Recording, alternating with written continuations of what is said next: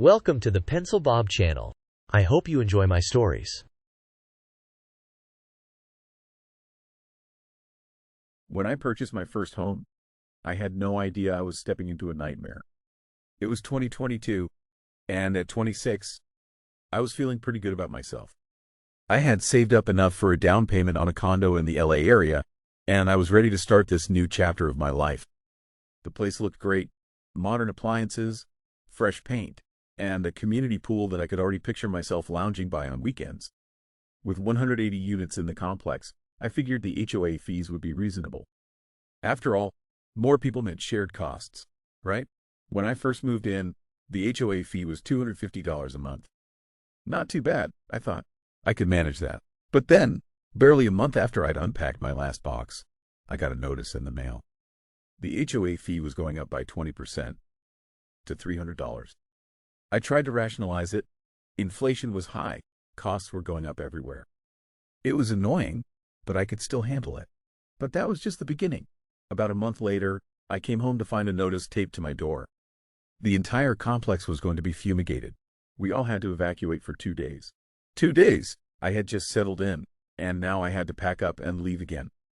It was frustrating, to say the least. "Hey, new neighbor!" called out the guy from the unit next door as I was loading up my car. "You ready for our little vacation?" I forced a smile. "Yeah, can't wait," I said sarcastically. He laughed. "First time dealing with an HOA? Huh? Buckle up, kid. It's going to be a wild ride." I didn't know how right he was going to be. When we were allowed back in, there was another surprise waiting for us, a special assessment of $250 per unit for the fumigation. I didn't even know what a special assessment was before this. I quickly learned it meant forking over extra money for things the HOA hadn't budgeted for. It was a red flag, but I tried to stay positive. At least the place would be bug-free, right? For about a year after that, things seemed to settle down.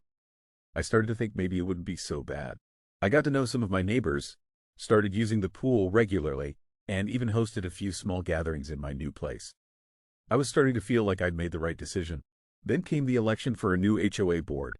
I didn't pay much attention to it at the time. I was busy with work and didn't have the energy to get involved in HOA politics. But looking back, that's when everything started to go downhill. One of the first things the new board did was cut the 24/7 security guard. They sent out a notice saying it was to optimize our resources and reduce unnecessary expenses. I remember thinking it seemed like a bad idea, but I figured they must know what they were doing. It didn't take long for problems to start. About a week after the security guard was gone, I came down to check my mail and found the mailboxes had been broken into. Envelopes and packages were strewn all over the floor, and several of the boxes were hanging open, their locks broken. "This is ridiculous," muttered an older woman as she sifted through the mess, looking for her mail. "I've lived here for 10 years, and nothing like this has ever happened before." I helped her gather her letters, feeling a knot of anxiety forming in my stomach. This wasn't just an inconvenience. People's personal information was at risk. But it wasn't a one-time thing. Over the next 2 months, the mailboxes were broken into about 10 times. Each time, the HOA would send out an email saying they were looking into the matter and considering options for increased security. But nothing ever seemed to change. Then one Saturday morning, I went down to the garage to get my bicycle for a ride, only to find an empty space where it should have been. I stood there for a moment, not quite believing it. I had locked it up. How could it be gone? I reported it to the HOA, but their response was less than helpful. "We're sorry to hear about your loss," the email read. "Please remember that the HOA is not responsible for personal property left in common areas." As if that wasn't bad enough, a few months later, my motorcycle was stolen too. I had been using it to commute to work, and now suddenly I was without transportation. The stress was really starting to get to me. I found myself jumping at every noise in the night, wondering if someone was trying to break in. "You should have seen this coming," my neighbor said when I told him about the motorcycle. "No security, no cameras, it's like an invitation for thieves." I wanted to argue, to defend my decision to buy here. But I couldn't. He was right. I should have seen it coming. Just when I thought things couldn't get any worse, I got another notice from the HOA. This one was a real doozy, an emergency special assessment for a new roof. The cost? $4,500 per unit, due right around Christmas. I nearly choked when I saw the number. $4,500? Where was I supposed to get that kind of money, especially during the holidays? I wasn't the only one who was shocked. The next day, the hallways were buzzing with angry conversations. "This is outrageous," I overheard one of my neighbors saying. "The roof could have easily been repaired instead of replaced. They're just trying to line someone's pockets." I didn't want to believe it, but I was starting to wonder if he was right. The more I looked into it, the more it seemed like the HOA was mismanaging our money. But what could I do? I didn't have the time or energy to run for the board myself, and it seemed like most of my neighbors felt the same way. The final straw came in 2024. After 2 years of living in what felt like a constant state of stress and financial uncertainty, I decided to sell. I couldn't take it anymore. The theft, the unexpected costs, the feeling that I had no control over my own home. It was all too much. I put the place on the market and, miraculously, got a reasonable offer pretty quickly. I was relieved, thinking I could finally put this nightmare behind me. But the HOA had one last surprise for me. While we were in escrow, I received yet another notice. This time, it was a $1,200 assessment for balcony inspection and repair. I wanted to scream. I wanted to tear up the notice and pretend I'd never seen it. But I knew I couldn't. Special assessments have to be paid before a sale can go through. So, with a heavy heart and a much lighter bank account, I paid the $1,200. It felt like a final insult, a parting shot from an HOA that had made my life miserable for 2 years. As I packed up my belongings, I couldn't help but reflect on how different this experience had been from what I'd imagined when I first bought the place. I had been so excited, so full of hope for the future. Now, I just felt drained and disillusioned. "You leaving too?" "Huh?" my next-door neighbor asked as he saw me carrying boxes out. I nodded. "Yeah, I can't do this anymore." He sighed. "Can't say I blame you. This place isn't what it used to be." As I drove away for the last time, I felt a mix of relief and regret. Relief that I was finally free of the constant stress and unexpected costs. Regret that I hadn't done more research before buying, that I hadn't understood what I was getting into with an HOA. The whole experience left me with a bitter taste in my mouth. The mental and financial stress had taken a toll on me. I felt older than my 28 years, more cynical about homeownership and community living. I don't know what the future holds for that condo complex or the people still living there. Maybe things will improve, maybe they won't. But one thing's for sure, I won't be recommending HOA living to anyone. Some lessons you have to learn the hard way, and this was definitely one of them for me. Heard similar stories hundreds of times, especially in Florida where there are millions of condos. Some places there are getting 100,000 to 200,000 special assessments. Since the building in Surfside collapsed, killing 98 people, where they ignored maintenance for years. They are being forced by the city and insurance companies to inspect everything and repair anything not up to code. My buddy in NJ has been fighting his HOA for years. I told him to buy a single family 20 years ago when he bought the condo. But he never listens to me, lol. His payment on a tiny one-bedroom shitbox is $350 a month. Things cost money. All things, and the price of everything goes up the longer things are neglected. Probably the management agency didn't do a good job at guiding other boards. There should be about 2 to 3% increase on dues each year if it's being done correctly.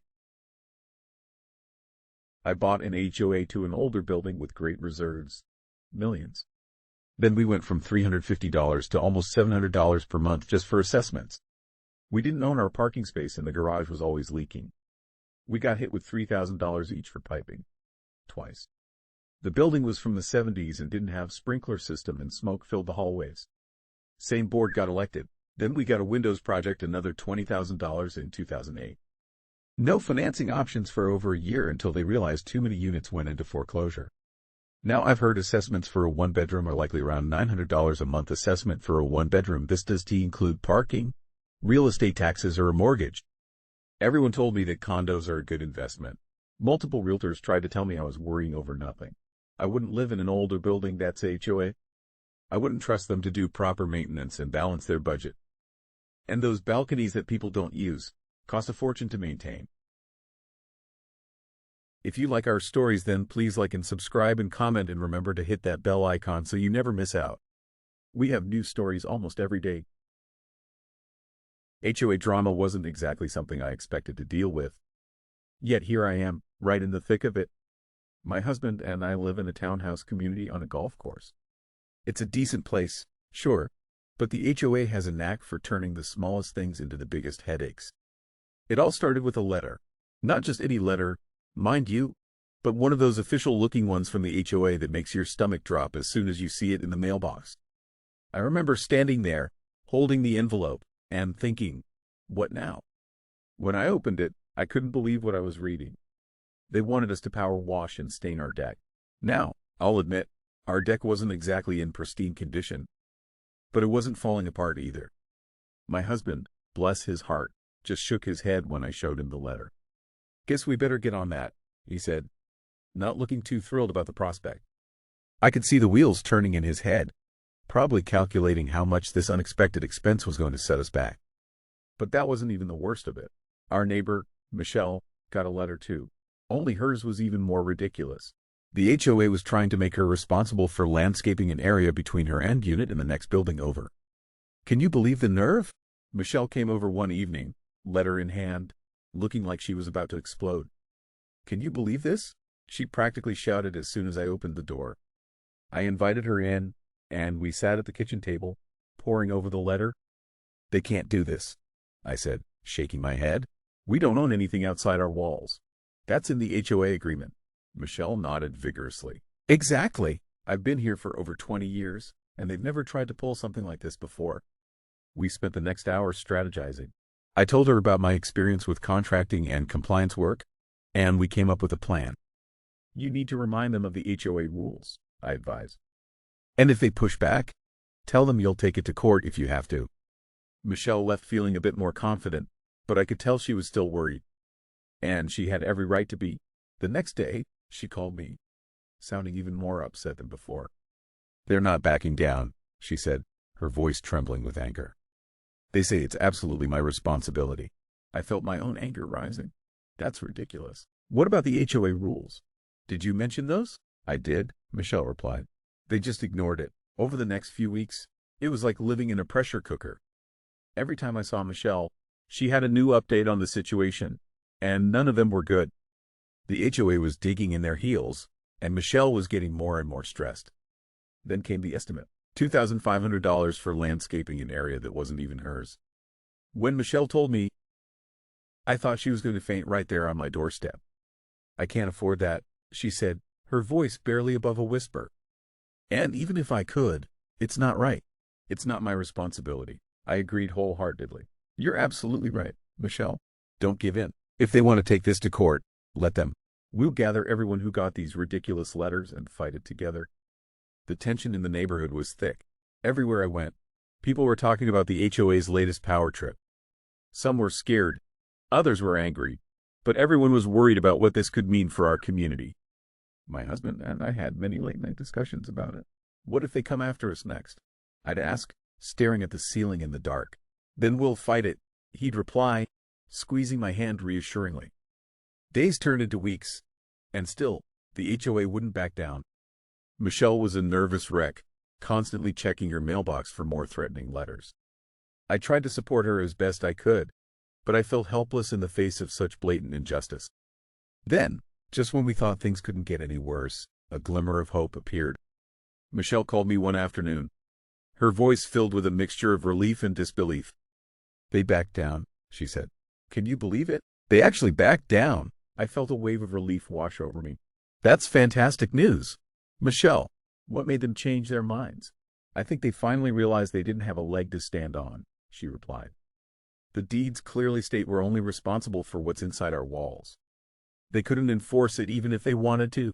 We celebrated that evening, gathering in Michelle's living room with a few other neighbors who had been caught up in the HOA's scheme.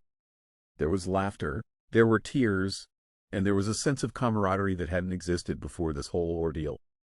But even as we celebrated, I couldn't help but feel a lingering sense of unease. Yes, we had won this battle. But what about the next one? The HOA had shown their true colors, and I knew it was only a matter of time before they tried something else. As I looked around at my neighbors, their faces flushed with victory, I realized that this experience had changed us all. We were no longer just people who happened to live next to each other. We were a community that had faced adversity together and come out stronger for it. But the fight wasn't over. Not by a long shot. The HOA was still there, still wielding power over our lives. And as I sipped my drink and joined in the laughter, I couldn't shake the feeling that this was just the beginning.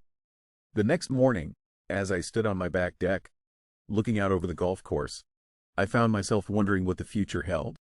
Would the HOA learn from this experience and become more reasonable?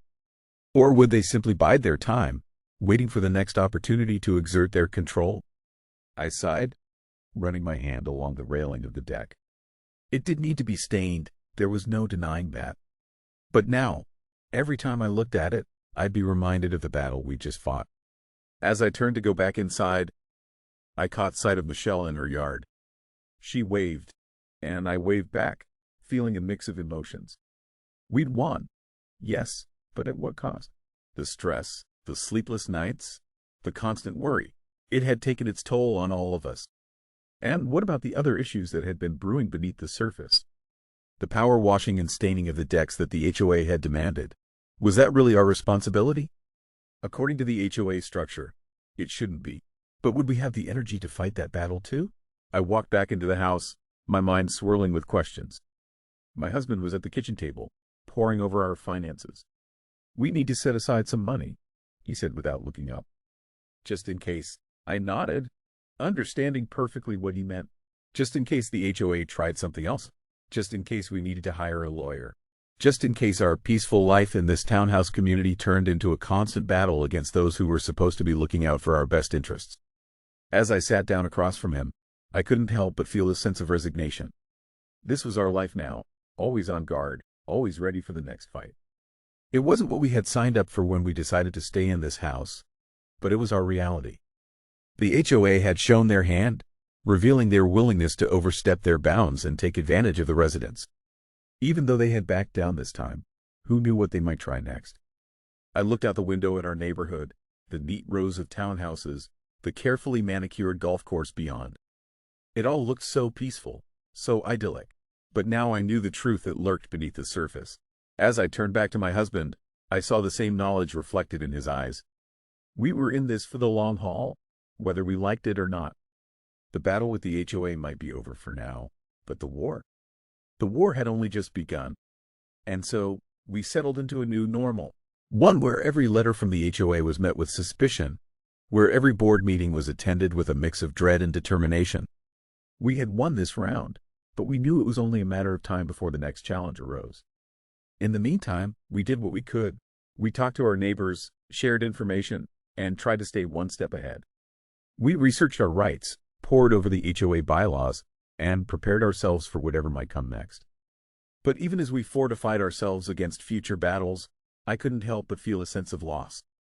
This wasn't how it was supposed to be. We were supposed to be a community, working together for the benefit of all. Instead, we had become adversaries, locked in a constant struggle for control.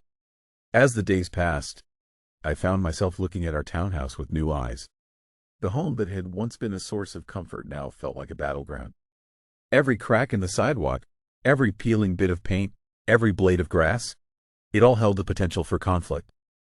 And yet, we stayed. My husband's mother's health kept us tethered to this place, even as the desire to escape grew stronger with each passing day. We were trapped, not just by circumstances, but by the very walls we had once thought would protect us. So we lived on, in this strange limbo of peace and tension. We painted our deck, we tended our small patch of yard, we smiled and waved at our neighbors. But underneath it all, we remained vigilant, always waiting for the other shoe to drop. Because in the world of HOAs, we had learned, there was no such thing as true peace. There was only the calm before the next storm. And as I stood on our freshly stained deck, looking out over the golf course that had once seemed so inviting, I couldn't shake the feeling that the worst was yet to come. The HOA had revealed its true nature, and there was no going back.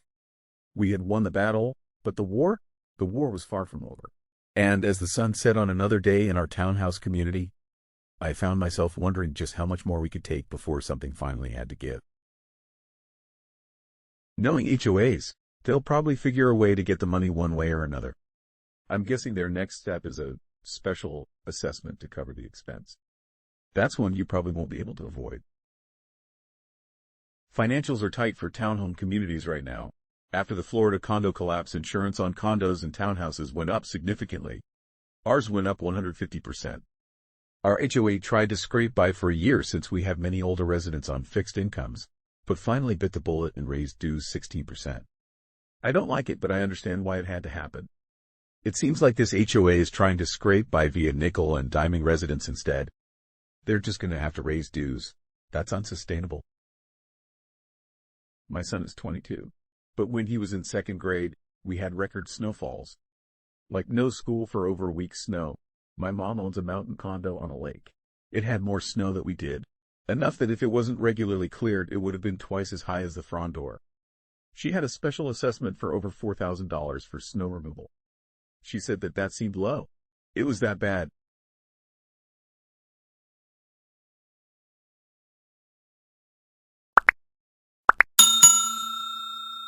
I would like to thank you for watching the video to the end. To encourage us to make more videos, please like, subscribe, comment, as well as share. Check out this other video if you haven't already.